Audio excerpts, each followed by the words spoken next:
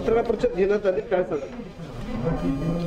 गेल्या 2 वर्षांमध्ये नांदेड जिल्हा मध्यवर्ती सहकारी बँकेनी सर्वच क्षेत्रामध्ये अतिशय प्रगती केलेली आहे। आता नांदेड जिल्हा मध्यवर्ती सहकारी बँक मराठवाड्यामध्ये नंबर 2 ची बँक आहे। आमच्या ठेवी 75 कोटीने वाढलेल्या आहेत।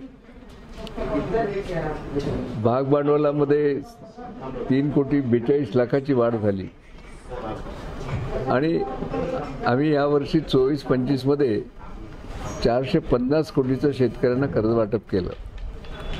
बँकेची गुंतवणुकीमध्ये वाढ झालेली आहे 144 कोटींनी। बँकेची संचित तोटा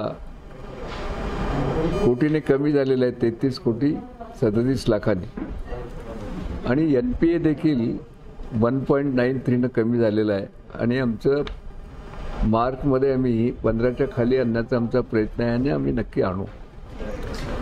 अनिष्ट तफावती 2 कोटी 5 लाखांनी कमी झालेली आहे।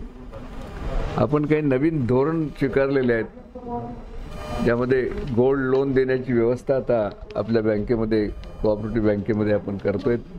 तालुक्याच्या प्रत्येक ठिकाणी गोल्ड लोन देण्याची व्यवस्था असेल।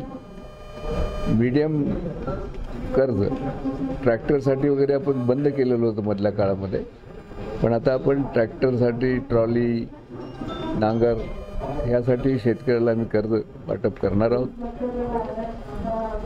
घर कर्ज देखील देण्याचा एक अतिशय चांगला निर्णय आम्ही घेतलेला आहे। घरासाठी देखील आम्ही कर्ज देतोय।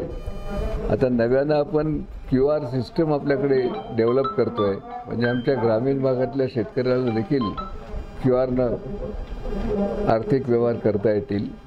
अशा प्रकारे आमची खूप चांगली प्रगती होत आहे आणि याच्यामध्ये अजून प्रगती करण्याचा आमचा सगळ्याचा प्रयत्न